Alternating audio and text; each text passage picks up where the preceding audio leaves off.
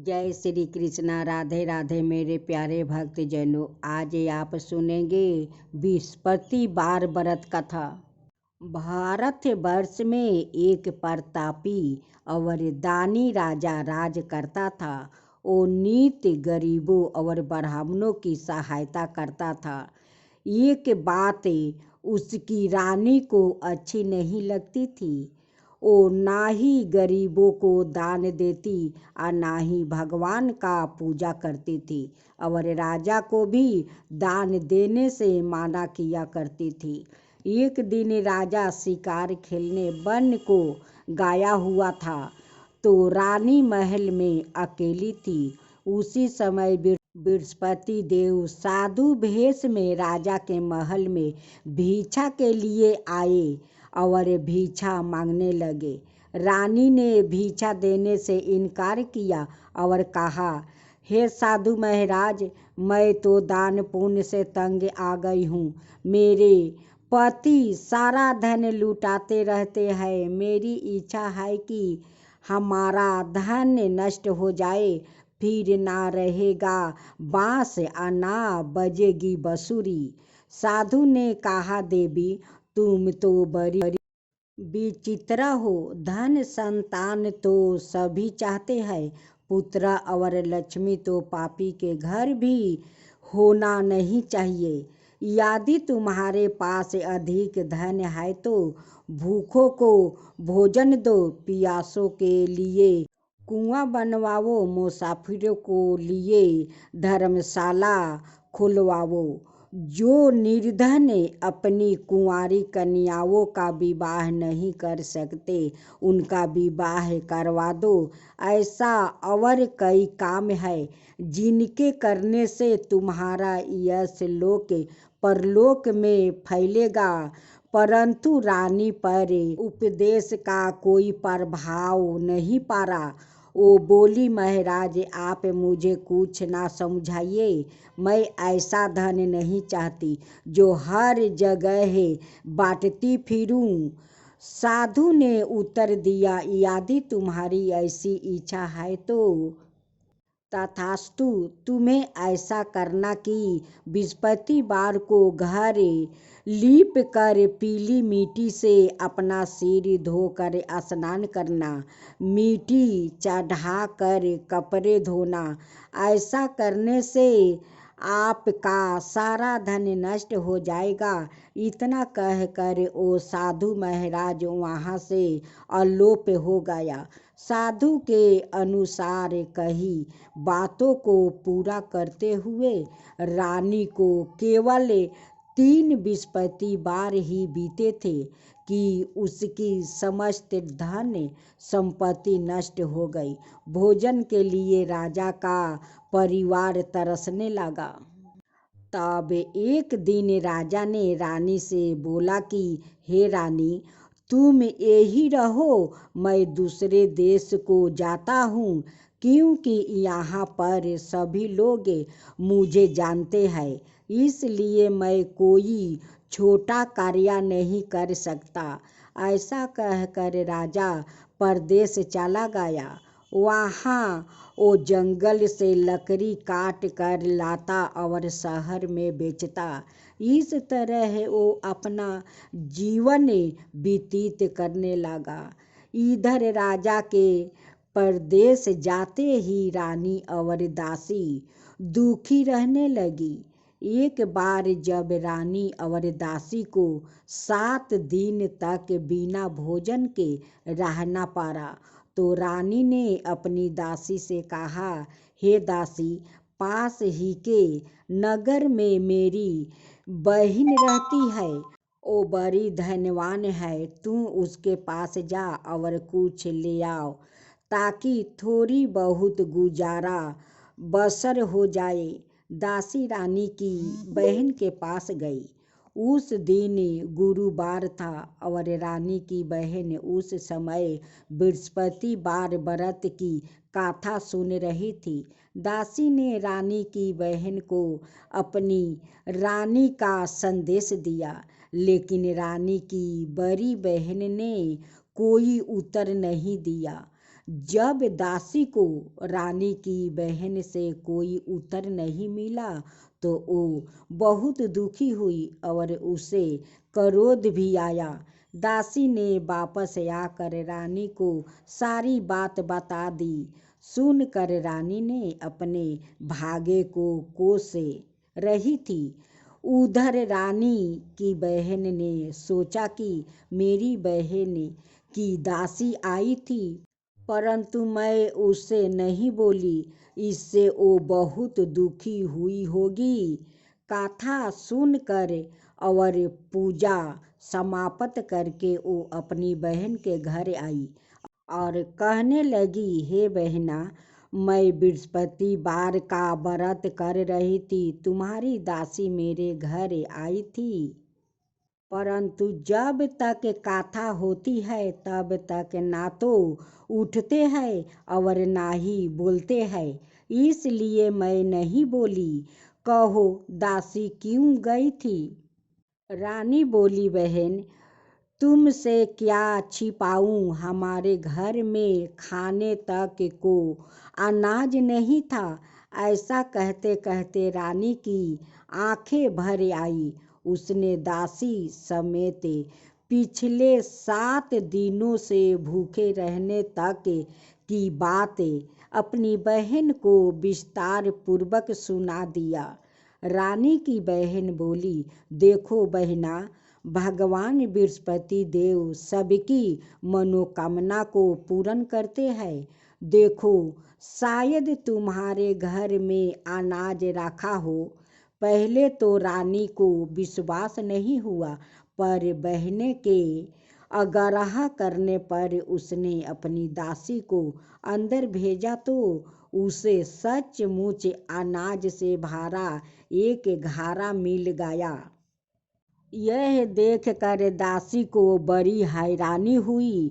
दासी रानी से कहने लगी, हे रानी, जब हमको भोजन नहीं मिलता तो हम व्रत ही तो करते हैं, इसलिए क्यों ना इनसे व्रत और कथा की विधि पूछ लीजिए ताकि हम भी व्रत कर सके। तब रानी ने अपनी बहन से बृहस्पतिवार के बारे में पूछा।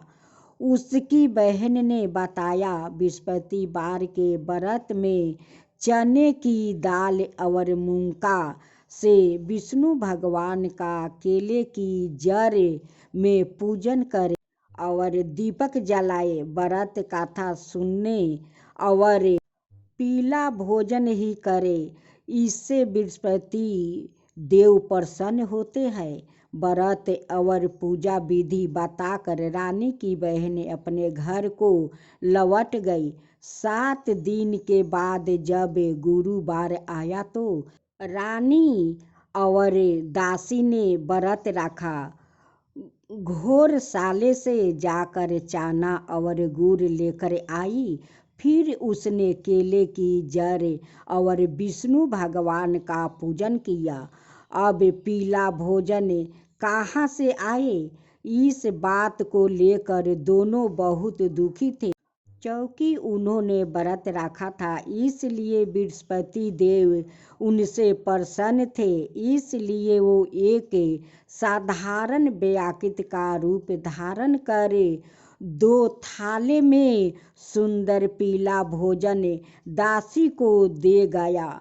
भोजन पाकर दासी प्रसन्न हुई और फिर रानी के साथ मिलकर भोजन ग्रहण किया। उसके बाद वो सभी गुरुवार को व्रत और पूजन करने लगी। बृहस्पति भगवान की कृपा से उनके पास फिर से धन संपत्ति आ गई, परंतु रानी फिर से पहले की तरह आलसाय करने लगी।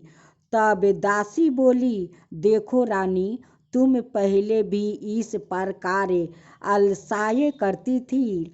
तुम्हें धन रखने में कष्ट होता था, इस कारण सभी धन नष्ट हो गया और अब जब भगवान बृहस्पति की कृपा से धन मिला है तो तुम्हें फिर से अलसाए होता है।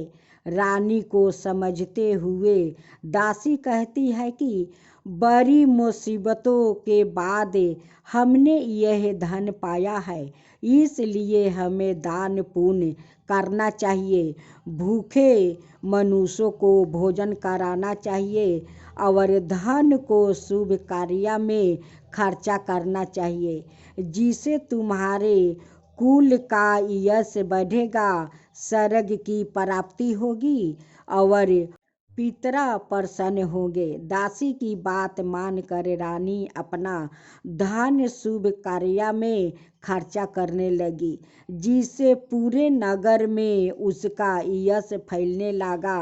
बृहस्पतिवार व्रत कथा के बाद श्रद्धा के साथ आरती की जाती है। इसके बाद प्रसाद बांट कर उसे ग्रहण करना चाहिए। एक दिन राजा दुखी होकर जंगल में एक पेड़ के नीचे आसन जमा कर बैठ गया। वो अपनी दशा को याद करके व्याकुल होने लगा। बृहस्पतिवार का दिन था। एकाएक उसने देखा कि निर्जल वन में एक साधु प्रकट हुआ है। वो साधु भेष में सवाए बृहस्पति देवता थे। लकड़हारा के सामने आकर बोले, हे लकड़हारा, इस सुनसान जंगल में तू चिंता मगन क्यों बैठा है?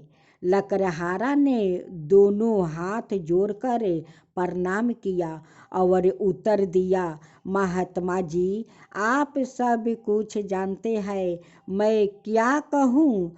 यह कहकर रोने लगा और साधु को अपनी आत्मकथा सुनाई।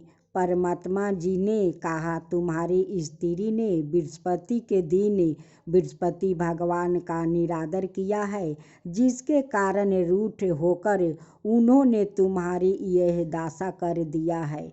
अब तुम चिंता को दूर करके मेरे कहने पर चलो तो तुम्हारा सब कष्ट दूर हो जाएगा और भगवान पहले से भी अधिक संपत्ति देंगे। तुम बृहस्पति के दिन कथा किया करो, 2 पैसे के चना मुनका लाकर उसका प्रसाद बनाओ और शुद्ध जल से लोटे में शक्कर मिलाकर अमृत तैयार करो। कथा के पश्चात अपने सारे परिवार और सुनने वाले प्रेमियों में अमृत और प्रसाद बांट कर आप भी ग्रहण करो। ऐसे करने से भगवान तुम्हारी सब मनोकामना पूरी करेंगे। साधु के ऐसे वचन सुनकर लकड़हारा बोला, हे प्रभु, मुझे लकड़ी बेचकर इतना पैसा नहीं मिलता जिससे भोजन के उपरांत कुछ बचा सकूं। मैंने रात्रि में अपनी स्त्री को व्याकुल देखा है। मेरे पास कुछ भी नहीं जिससे मैं उसकी खबर ले सकूं। साधु ने कहा, हे लकड़हारा, तुम किसी बात की चिंता मत करो। बृहस्पति के दिन तुम रोजाना की तरह लकड़ी लेकर शहर को जाओ। तुमको रोज से दोगुना धन प्राप्ति होगा, जिससे तुम भली भांति भोजन कर लोगे और बृहस्पति देव की पूजा का सामान भी आ जाएगा। इतना कहकर साधु अंतर्ध्यान हो गए। धीरे धीरे समय व्यतीत होने पर फिर वही बृहस्पतिवार का दिन आया और लकड़हारा जंगल से लकड़ी काट कर किसी शहर में बेचने गया। उसे उस दिन और दिन से अधिक पैसा मिला। राजा ने चना गुड़ आदि लाकर गुरुवार का व्रत किया। उस दिन से उसके सभी क्लेश दूर हुआ। परंतु जब दोबारा गुरुवार का दिन आया तो बृहस्पतिवार का व्रत करना भूल गया। इस कारण बृहस्पति भगवान नाराज हो गए। उस दिन उस नगर के राजा ने विशाल यज्ञ का आयोजन किया और शहर में यह घोषणा करवा दी कि कोई भी मनुष्य अपने घर में भोजन ना बनावे ना आग जलावे। समस्त जनता मेरे यहाँ भोजन करने आवे। इस आज्ञा को जो ना मानेगा उसे फांसी की सजा दी जाएगी। इस तरह की घोषणा संपूर्ण नगर में करवा दी गई। राजा की आज्ञा अनुसार शहर के सभी लोग भोजन करने गया, लेकिन लकड़हारा कुछ देर से पहुंचा, इसलिए राजा उसको अपने साथ घर ले आया और ले जाकर भोजन करवा रहे थे तो रानी की दृष्टि उस खूंटी पर पड़ी जिस पर उसका हार लटकाया हुआ था। वहाँ पर दिखाई नहीं दिया। रानी ने निश्चय किया कि मेरा हार इस मनुष्य ने चुरा लिया है। उसी समय सिपाहियों को बुलाकर उसको कारावास में डलवा दिया गया। जब लकड़हारा कारागार में पड़ गया और बहुत दुखी होकर विचार करने लगा कि ना जाने कौन से पूर्व जन्म के कर्म से मुझे यह दुख प्राप्ति हुआ है, और उसी साधु को याद करने लगा जो कि जंगल में मिला था। उसी समय तत्काल बृहस्पति देव साधु के रूप में प्रकट हुए और उसकी दशा को देखकर कहने लगे, अरे मूर्ख, तूने बृहस्पति देव की कथा नहीं करी, इस कारण तुझे दुख प्राप्ति हुआ है। अब चिंता मत कर, बृहस्पति वार के दिन कारागार के दरवाजे पर 4 पैसा पड़े मिलेगा।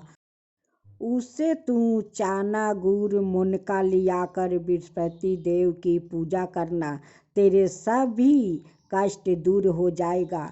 इस तरह रात्रि के सपने को देखकर राजा प्रातःकाल उठा और खूंटी पर हार देखकर लकड़हारा को बुलाकर क्षमा मांगी और लकड़हारा को योग्य सुंदर वस्तु आभूषण देकर विदा कर दिया। बृहस्पति देव की आज्ञा अनुसार लकड़हारा अपने नगर को चल दिया। राजा जब अपने नगर के निकट पहुंचा तो उसे बड़ा आश्चर्य हुआ। नगर में पहले से अधिक बाग, तालाब, कुएं और बहुत सी धर्मशाला, मंदिर आदि बन गई है। राजा ने पूछा, यह किसका बाग और धर्मशाला है? तब नगर के सब लोग कहने लगा, यह सब रानी और बंदी के है। जो राजा को आश्चर्य हुआ और गुस्सा भी आया। जब रानी ने यह खबर सुनी कि राजा आ रहे हैं तो उन्होंने बंदी से कहा कि हे दासी, देख, राजा हम लोग कितनी बुरी हालत में छोड़ गया था। हमारी ऐसी हालत देखकर वो लौट ना जाए, इसलिए तू दरवाजे पर खड़ी हो जा। आज्ञा अनुसार दासी दरवाजे पर खड़ी हो गई। राजा आए तो उन्हें अपने साथ ले आई। तब राजा ने क्रोध करके अपनी रानी से पूछा कि यह धन तुम्हें कैसे प्राप्ति हुआ है? तब उन्होंने कहा, हमें यह सब धन बृहस्पति देव के इस व्रत के प्रभाव से प्राप्ति हुआ है। राजा ने आश्चर्य किया कि 7 रोज बाद तो सभी बृहस्पति देव का पूजन करते हैं, परंतु मैं प्रतिदिन दिन में 3 बार कहानी और रोज व्रत किया करूँगा। अब हर समय राजा के दुपट्टे में चने की दाल बंधी राखी और दिन में 3 बार कहानी कहता। एक रोज राजा ने विचार किया कि चलो अपनी बहन के यहाँ हो आवे। इस तरह निश्चय कर राजा घोड़ा पर सवार हो गया, अपनी बहन के यहाँ को चलने लगा। मार्ग में उसने देखा कि कुछ आदमी एक मुर्दे को ले जा रहे हैं। उन्हें रोक कर राजा कहने लगा, अरे भाइयों, मेरी बृहस्पति देव की कथा सुन लो। वो बोला, लो, हमारा तो आदमी मर गया है, इसको अपनी कथा की परी है। परंतु कुछ आदमी बोले, अच्छा कहो, हम तुम्हारी कथा भी सुनेंगे। राजा ने दाल निकाली और जब कथा आधी हुई कि मुर्दा हिलने लग गया और जब कथा समाप्त हो गई तो राम राम कह के मनुष्य उठ कर खड़ा हो गया। आगे मार्ग में उसे एक किसान खेत में हाल चलाता मिला। राजा ने उसे देखा और उसे बोला, अरे भैया, तू मेरी बृहस्पति की कथा सुन लो। किसान बोला, जब तक मैं तेरी कथा सुनूंगा तब तक 4 हाल जोत लूंगा। जा अपनी कथा किसी और को सुनाना। इस तरह राजा आगे चलने लगा। राजा के हटते ही बैल पछाड़ खाकर गिर पड़ा और किसान के पेट में बड़ी जोर का दर्द होने लगा। उस समय उसकी माँ रोटी लेकर आई। उसने जब यह देखा तो अपने पुत्र से सब हाल पूछा और बेटे ने सभी हाल कह दिया। तो बुढ़िया दौड़ी दौड़ी उस घोड़सवार के पास गई और उससे बोली कि मैं तेरी कथा सुनूंगी, तू अपनी कथा मेरे खेत पर चलकर ही कहना। राजा ने बुढ़िया के खेत पर जाकर कथा कही, जिसके सुनते ही वो बैल उठ खड़ा हुआ और किसान के पेट का दर्द भी बंद हो गया। राजा अपनी बहन के घर पहुंचा। बहन ने भाई की खूब मेहमानी की। दूसरे रोज प्रातः काल राजा जागा तो वो देखने लगा कि सब लोग भोजन कर रहे हैं। राजा ने अपनी बहन से कहा, ऐसा कोई मनुष्य है जिसने भोजन नहीं किया हो? मेरी बृहस्पति बार की कथा सुन ले। बहन बोली, हे भैया, यह देश ऐसा ही है कि पहले यहाँ लोग भोजन करते हैं, बाद में अन्याय काम करते हैं। अगर कोई पड़ोस में हो तो देखाओ। वो ऐसा कहकर देखने चली गई, परंतु उसे कोई ऐसा व्यक्ति नहीं मिला जिसने भोजन ना किया हो। और वो एक कुम्हार के घर गई जिसका लड़का बीमार था। उसे मालूम हुआ कि उनके यहाँ 3 रोज से किसी ने भोजन नहीं किया है। रानी ने अपने भाई की कथा सुनने के लिए कुम्हार से कहा। वो तैयार हो गया। राजा ने जाकर बृहस्पति की कथा कही, जिसको सुनकर उसका लड़का ठीक हो गया। अब तो राजा की प्रशंसा होने लगी। एक रोज राजा ने अपनी बहन से कहा कि हे बहन, हम अपने घर को जाएंगे, तुम भी तैयार हो जाओ।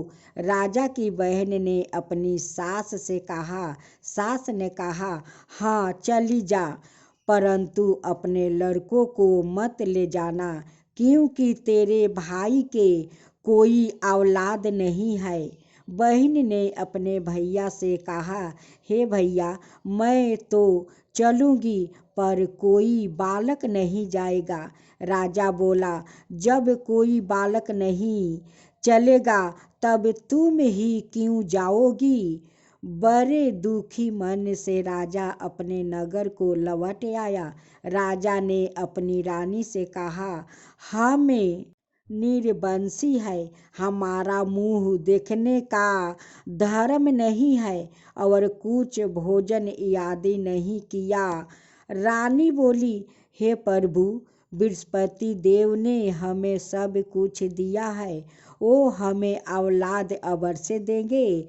उसी रात को बृहस्पति देव ने राजा से सपने में कहा, हे राजा, उठो, सभी सोच त्याग दो, तेरी रानी गर्भ से है। राजा की यह बात सुनकर बड़ी खुशी हुई। 9 महीने में उसके गर्भ से एक सुंदर पुत्र पैदा हुआ। तब राजा बोला, हे रानी, स्त्री बिना भोजन के रह सकती है, पर बिना कहे नहीं रह सकती। जब मेरी बहन आवे तुम उसके कुछ कहना मत। रानी ने सुनकर हाँ कर दिया।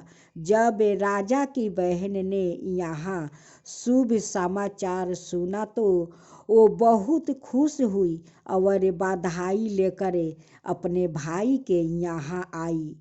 तभी रानी ने कहा, घोड़ा चढ़कर तो नहीं आई, गाधा चढ़ी आई है। राजा की बहन बोली, भाभी, मैं इस प्रकार ना कहती तो तुम्हें औलाद कैसे मिलती। बृहस्पति देव ऐसे ही है, जैसी जिसका मन में कामना है सभी को पूर्ण करते हैं। जो सादा भावना पूर्वक बृहस्पतिवार का व्रत करता है, वो कथा पढ़ता है अथवा सुनता है, दूसरों को सुनाता है, बृहस्पति देव उसकी सभी मनोकामना पूर्ण कर देते हैं।